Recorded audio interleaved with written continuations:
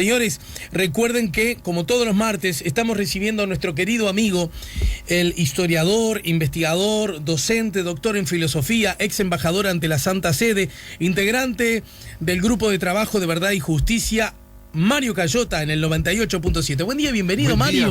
Buen día. Realmente un buen día. Eso te quería preguntar, oficianos de... Sí, está muy bien, una temperatura agradable, un buen sol, sí, es un lindo invierno, el del día de hoy.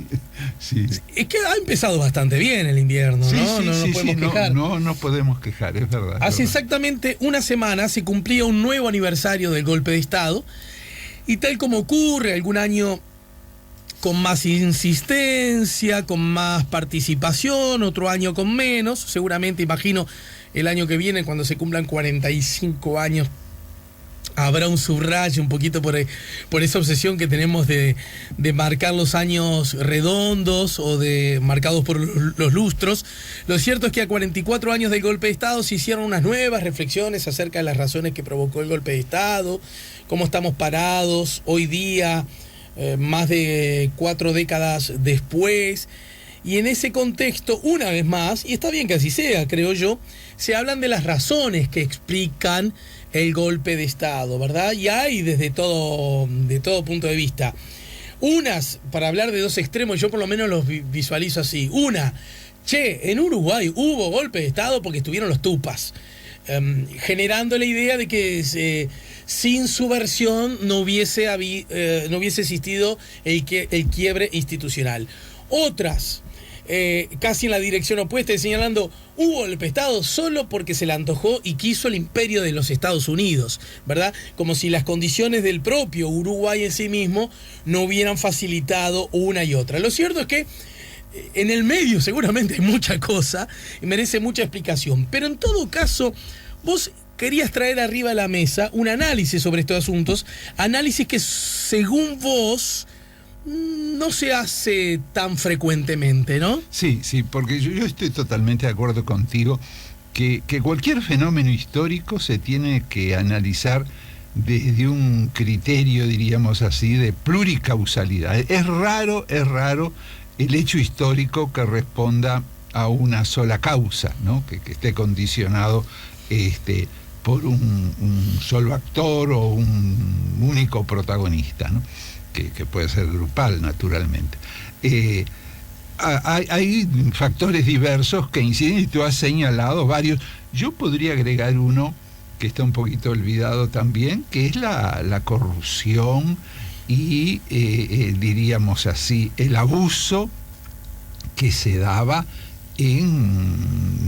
diríamos, el uso, ya que hablo de abuso, el uso que se daba ciertos privilegios, por ejemplo, los legisladores. Pienso en los llamados en aquel momento autos baratos, que podías traerte 3 en el periodo de tu legislatura y que después los vendías a precios altísimos, o por ejemplo la jubilación también famosa a través del artículo 383, que superaba en mucho las jubilaciones que ahora se quieren recortar de los militares, o por ejemplo todo el grado de corrupción que se daba a nivel de las instituciones públicas. Yo recuerdo, por ejemplo, que antes del Banco de Previsión, en la Caja de Industria y Comercio, el presidente tenía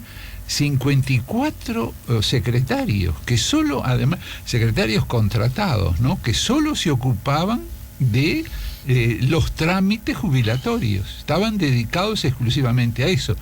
Y las jubilaciones son todas cosas muy olvidadas, que hoy nadie recuerda, y que además para los jóvenes es muy difícil tener presente, porque no se le cuentan, no se le relatan. Las jubilaciones, por ejemplo, tenían el régimen. Para poderse jubilar, uno tenía que acceder a un famoso pronto despacho, que solo era conseguido a través de los directores políticos de los entes jubilatorios. Y de de ese régimen, solo quedaba un 10% para los expedientes que no tenían pronto despacho. Así que el 90% de las personas que se jubilaban tenían que recurrir al pronto despacho, si no, tenían que esperar. A la fila. Sí, a la fila, y eso suponía 5, 6, 7 años de espera. Son todas cosas olvidadas, ¿no? ¿Verdad? Y son cosas que incidieron, junto con también la guerrilla, la teoría foquista, pero hay una multiplicidad de causas. Pero a mí me parece, Alejandro, que junto a todas estas, diríamos, causas coyunturales, ocasionales, hay una que está por debajo de todo esto, y es la que inspiró todos estos regímenes dictatoriales, porque no solamente se dio en el Uruguay, sino en toda América, en América del Sur y en Centroamérica. Y hay ahí un denominador común que nos tiene que llamar la atención, como una doctrina es común, es inspiradora de todos estos golpes de Estado.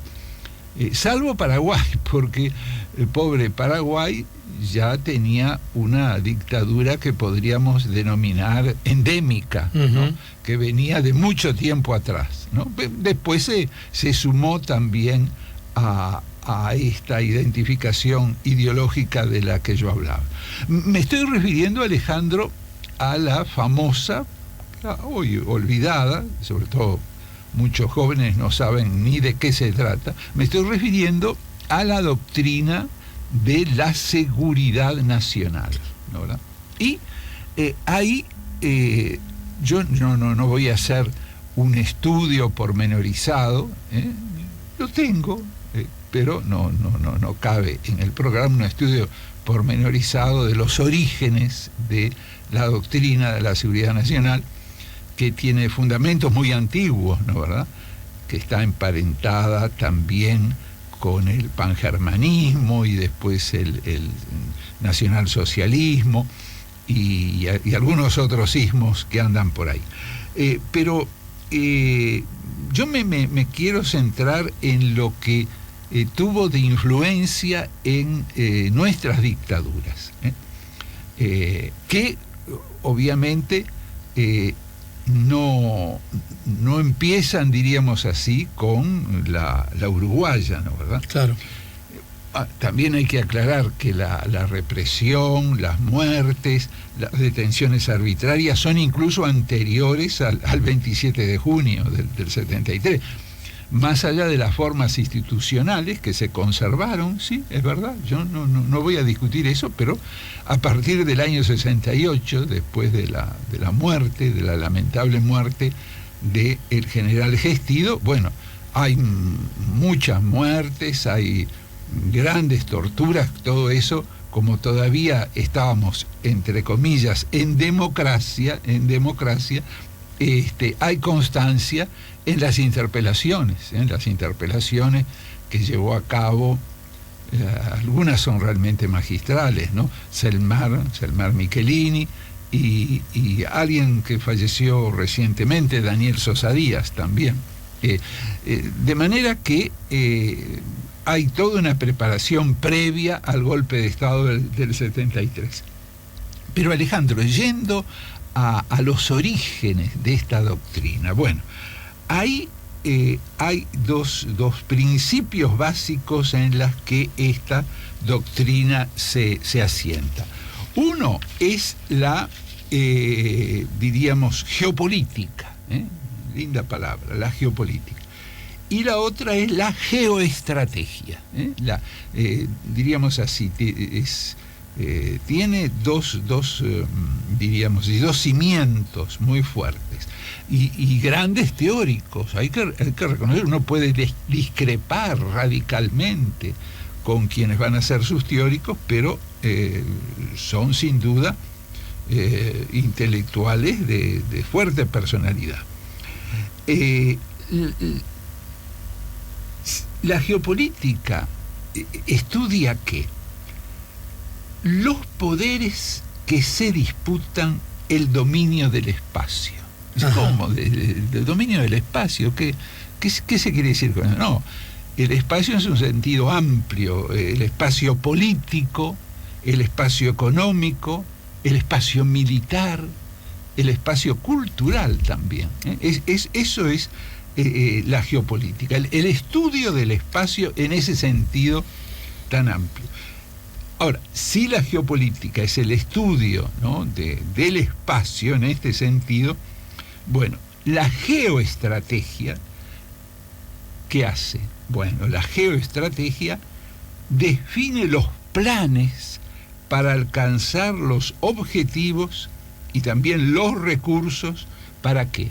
Para obtener el poder y de esta manera permitir controlar, o mejor decir, apoderarse del espacio en este sentido amplio. Eso es la geoestrategia. O sea, la seguridad nacional se apoya en estas dos disciplinas, la geopolítica y la geoestrategia.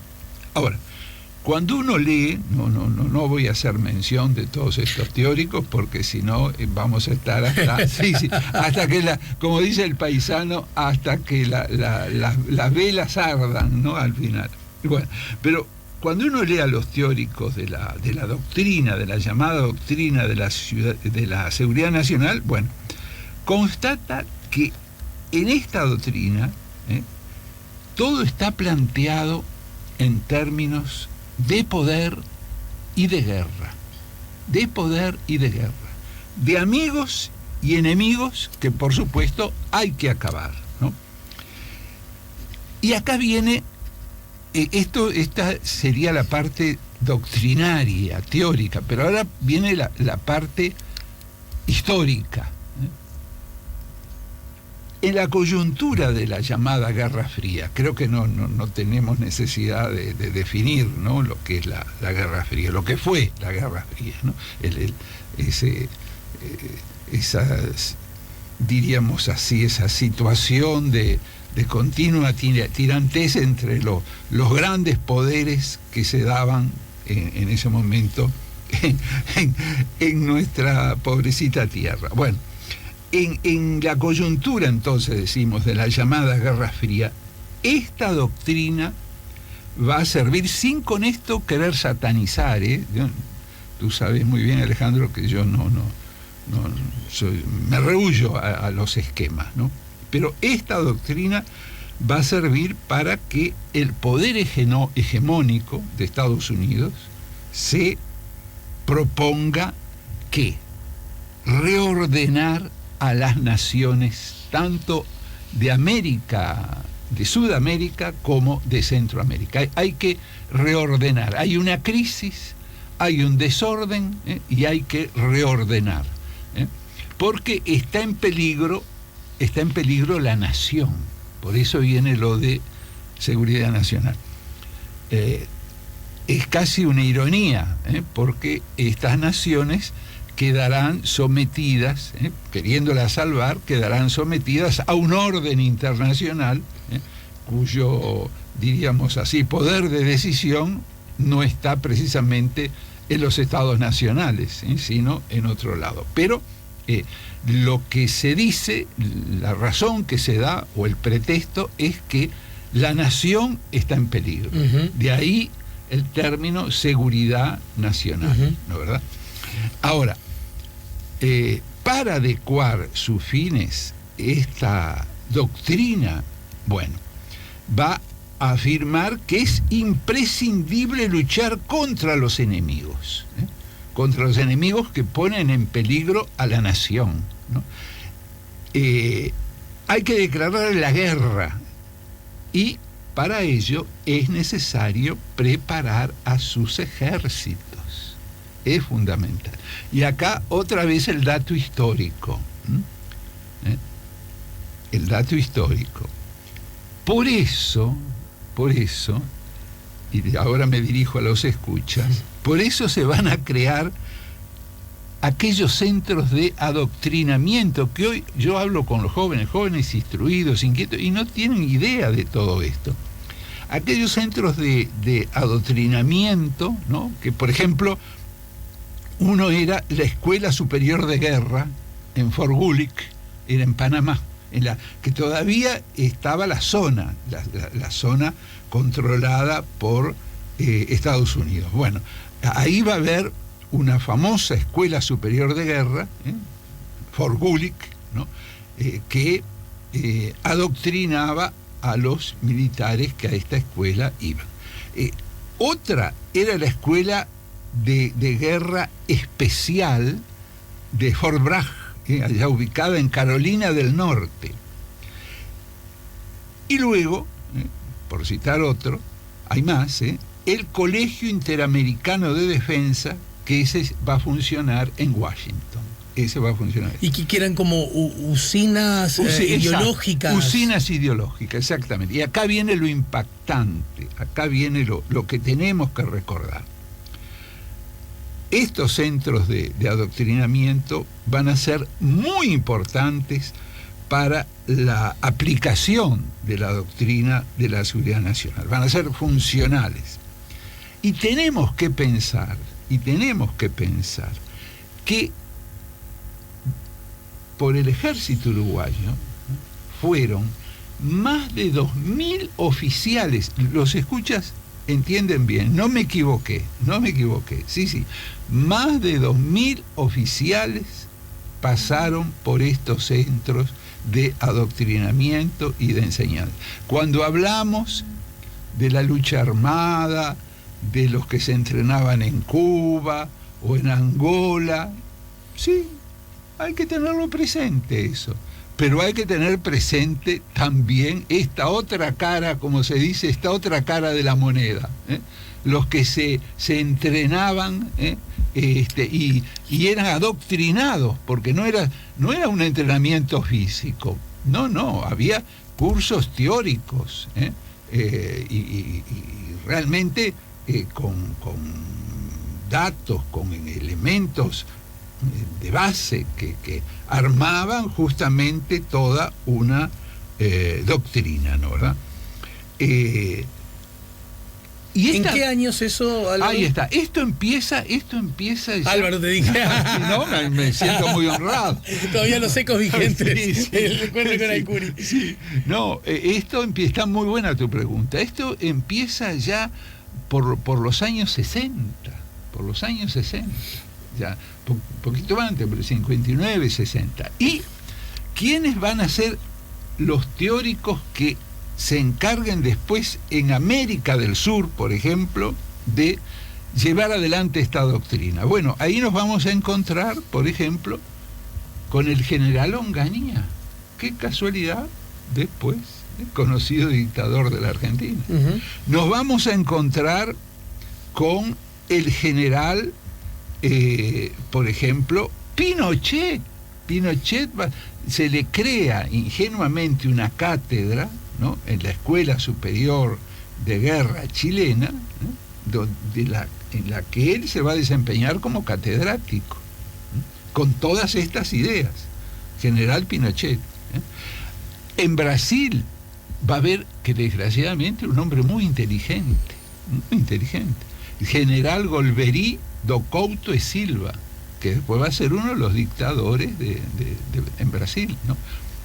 Se habla de que Brasil será el satélite privilegiado de esta, diríamos así, política norteamericana, porque, bueno, de alguna manera, diciéndolo en términos muy diríamos así, muy de entrecasa, el centro estaba allá, y aquí, en América Latina, necesitaban una sucursal, y eligieron a Brasil. Brasil va a ser el referente a través del cual se pueda orquestar, diríamos así, todos estos golpes de Estado en toda América Latina. Ese es un dato irrefutable, ¿no?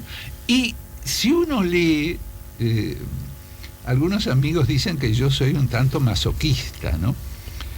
Porque sigo leyendo esta literatura. Si uno lee los discursos, los escritos de la época de la dictadura, pronunciados no solamente por estos oficiales, sino también por muchos civiles, porque yo creo que uno de los pocos aciertos de la dictadura fue llamarse proceso cívico-militar, porque nos hemos olvidado de los civiles, que en algunos casos, y no creo que sea un juicio temerario, se unieron para lucrar, y en otros casos se unieron porque se sentían identificados con estas teorías. Ahora, Alejandro, lo importante de esto es que se proponían reordenar el país. También, clarísimo, en la enseñanza, quisieron reordenar también las iglesias, intentaron, no pudieron, pero quisieron intervenirlas, reordenar la actividad sindical, reordenar la actividad política. ¿Y el paradigma o el punto en común cuál era? Derrotar al enemigo, y el enemigo que era el marxismo internacional, la Unión Soviética, los sindicatos, que... Todo, sí, todo eso, pero en definitiva todo lo que no estuviera de acuerdo con este orden. Yo en ese sentido tengo una anécdota directa con el general... Por hoy ya casi estamos en el final, bueno, así que sí, lo usamos quizás como final. Ahí está, con el general Rapella, cuando fue destituido el doctor Pla Rodríguez, que era un eminente catedrático de Derecho Laboral con un reconocimiento internacional eminente. Y entonces el decano de la intervención le planteó al general Rapella que esto era algo realmente disparatado, ¿no? Porque las cualidades democráticas del doctor Pla Rodríguez eran incuestionables, y que la imagen internacional que él tenía frente a esta destitución... O sea, el propio decano interventor. El propio decano, sí. Para que quede claro. Sí.